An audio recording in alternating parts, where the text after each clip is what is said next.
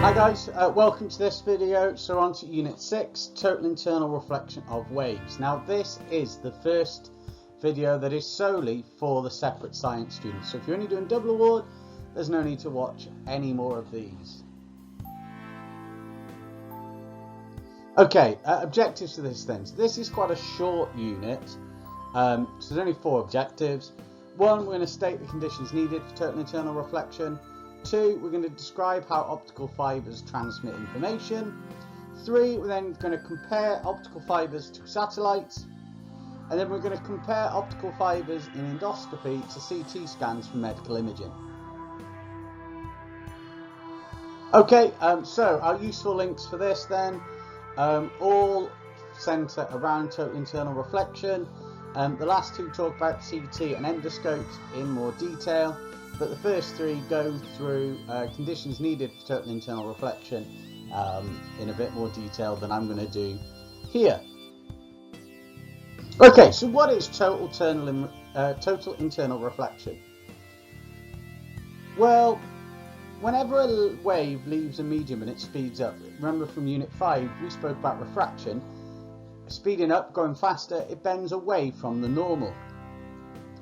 Now, eventually it will bend so far away from the normal that it's actually going to end up reflecting back into the material. And we call this total internal reflection because none of the light escapes the material, it all is bounced back in. Now we can abbreviate that to TIR, however I would always suggest in an exam writing it out fully first and then making it shorter later. Okay, conditions to total internal reflection then. So there are a series of conditions that need to be met for total internal reflection. The first, well there are 2. So the first, the wave must be speeding up. Alright, so you only get total internal reflection in cases where the wave speeds up. And the second is that the instant angle, the angle the light is going into the, is going out of the slow material into the fast material, has to be greater than the critical angle. Now, critical angle, lots of people go, well, what is it? The critical angle is just a material or a property. Like density, like its colour, it's just it's a property of the material. And it's related to the speed the wave travels through the material. Now, if you want to learn more of that, we do that at A level, but at GCSE, you've just got to be aware that the critical angle is just this angle. For glass, it's about 40 degrees. So anything that's hitting the surface of glass that's greater than that angle is going to start having total internal reflection. Okay, optical fibres or fibre optics. Both names are acceptable. Both are used, doesn't matter. Now they are long glass cables. They are made of pieces of glass that have been drawn out very long and thin, so they are flexible like a normal cable. They use infrared light. You can say visible in an exam question, but generally it's infrared light. That's the better answer. So infrared light is used. Why do we use infrared light? Because it's absorbed less by the glass. It actually goes through the glass a lot better. And because of total internal reflection, you see very little light escaping the cable in real life, unlike in the picture here.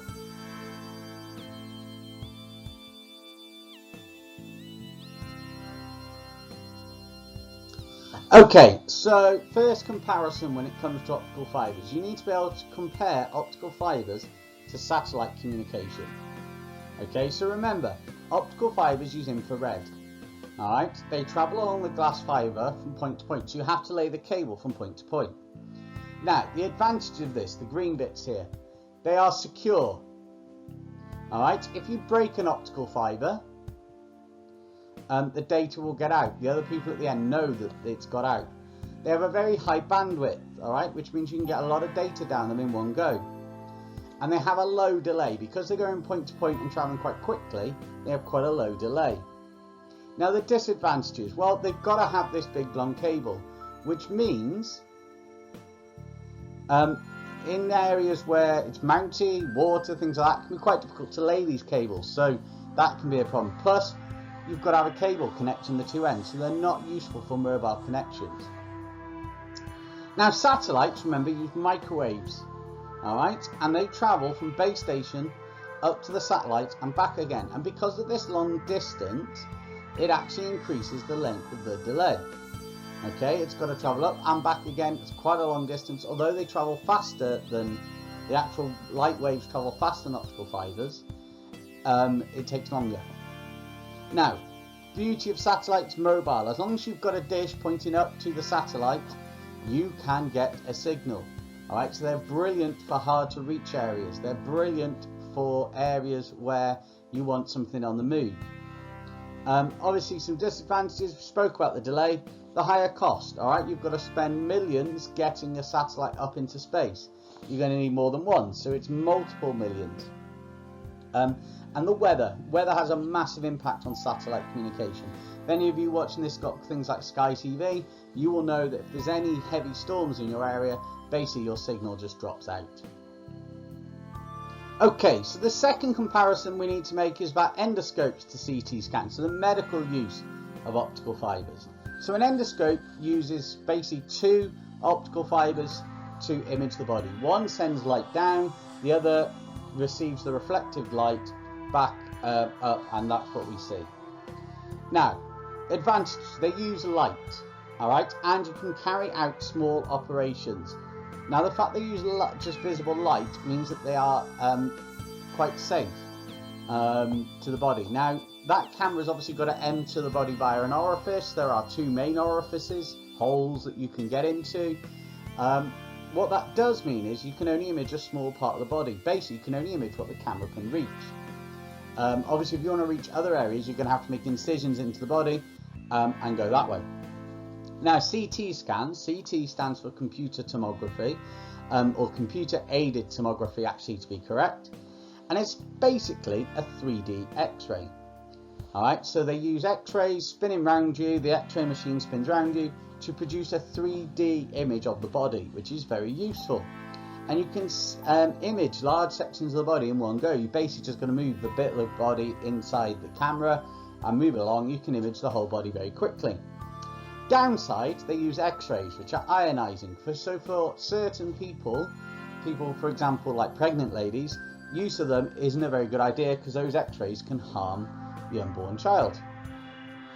Okay, so those of you who've watched the series of these videos, you're probably getting used to this now. Remember, link to this document will be in the description below if you're watching it as a YouTube video. If you have got access to the PowerPoint, again, there is the file should be embedded in the PowerPoint. Stop the slideshow, click on that, and you can have a go at the questions.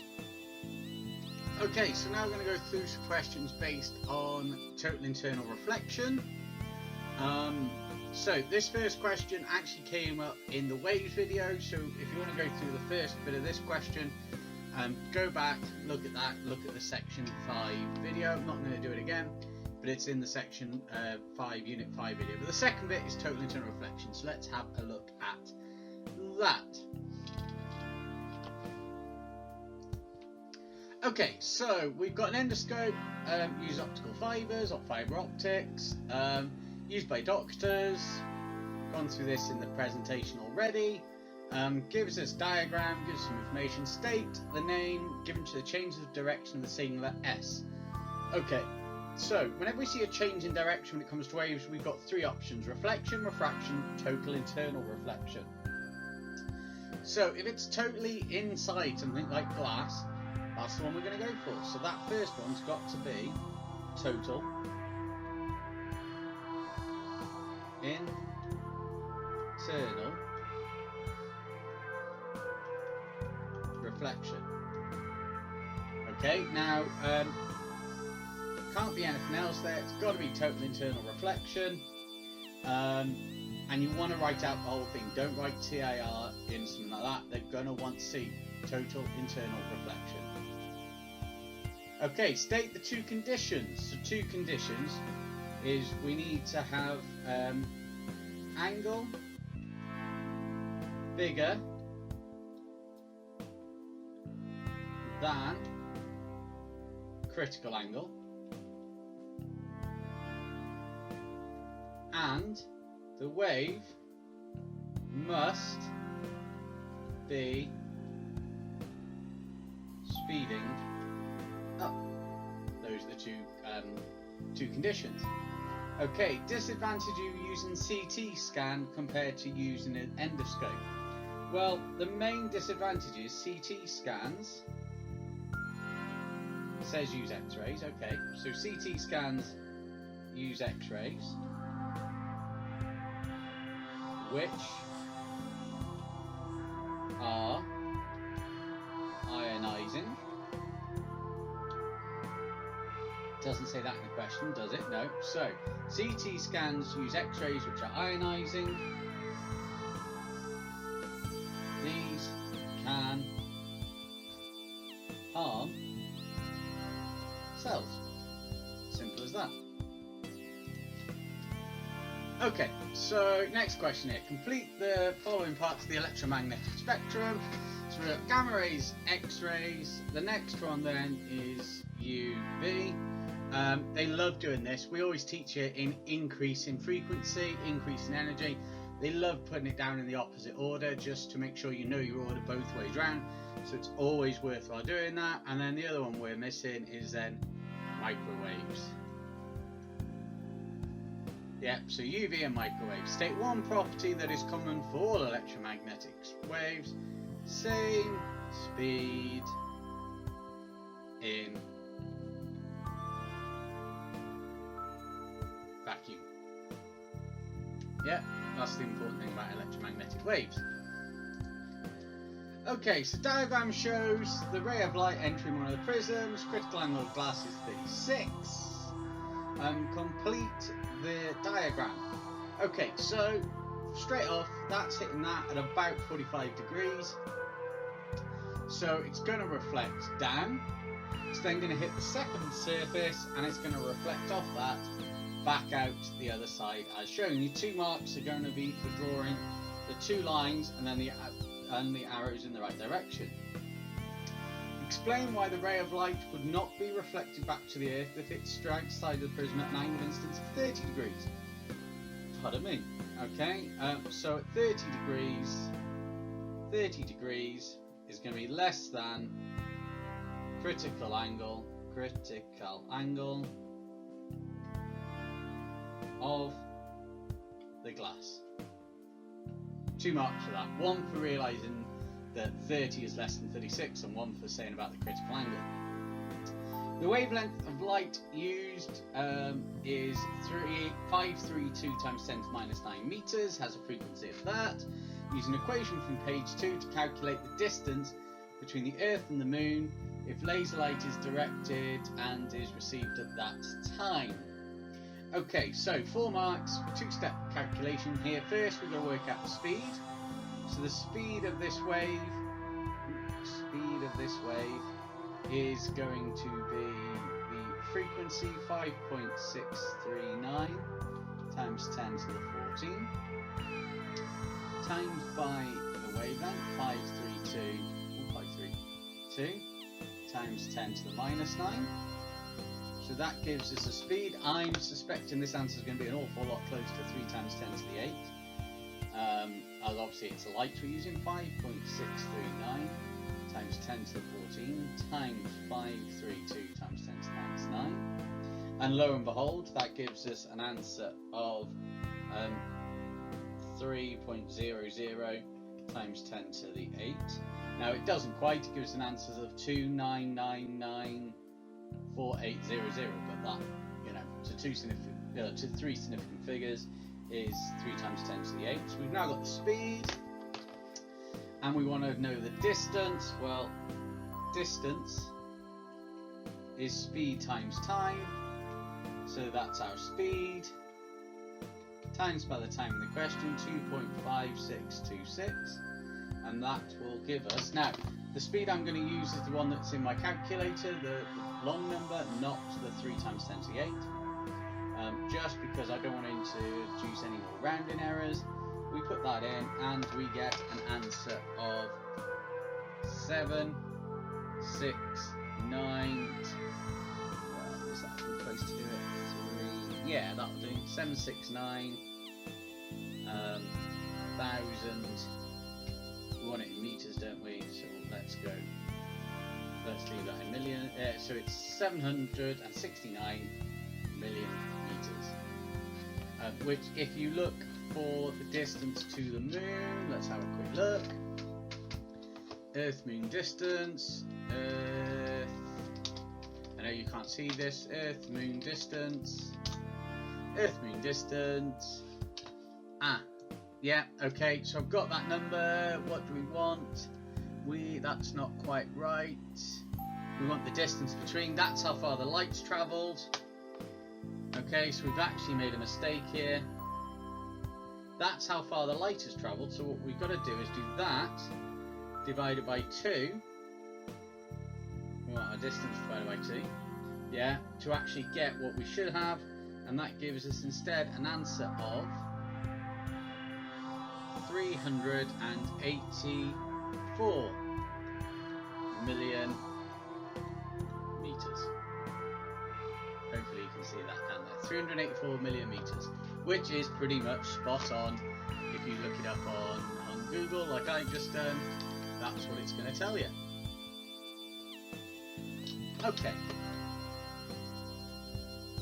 Okay, state why it needs to be separated in pulses, separated by at least that instead of a continuous beam.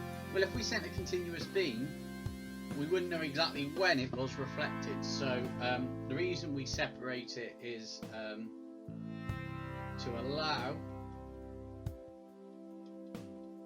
for the reflection to return. Yeah, we've got to allow for that reflection to return. If we just had a continuous beam, we wouldn't know exactly when the reflection came back. It would get in the way. Alright, so we need to allow for that reflection to return. So we have to send a pulse, wait for it to come back, then send another pulse. Otherwise our pulses would get all interfered with. Okay, so state the name change given to the signal here then. So we've got, remember, 3 choices. Here we are bending as we're changing from one medium to the other. So this has to be refraction. A B, we're inside, so this is total internal reflection. Give one reason why the signal changes at A. We are changing speed.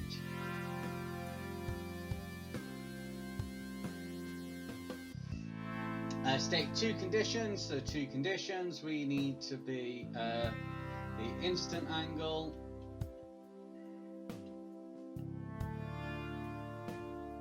greater than the critical angle,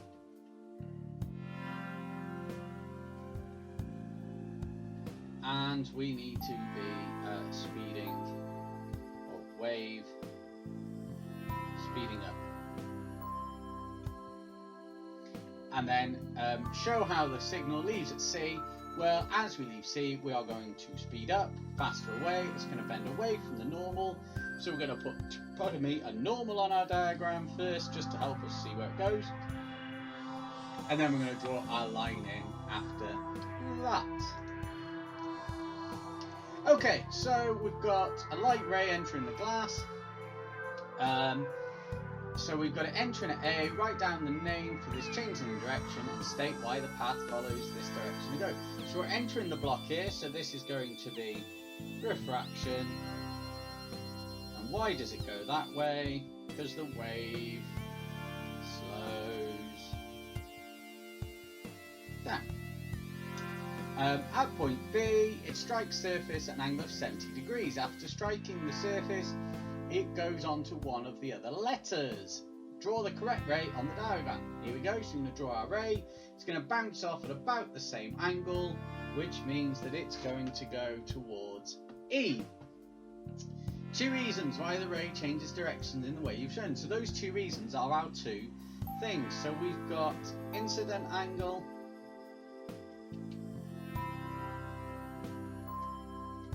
greater than the critical angle.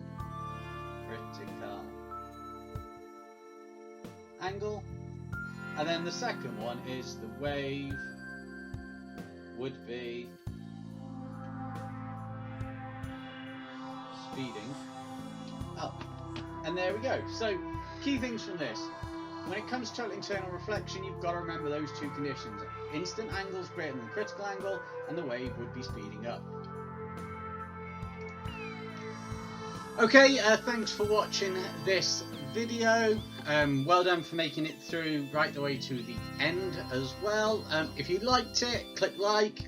If you got any comments about stuff that's missing, any improvements, anything you didn't understand, leave them in the comments below.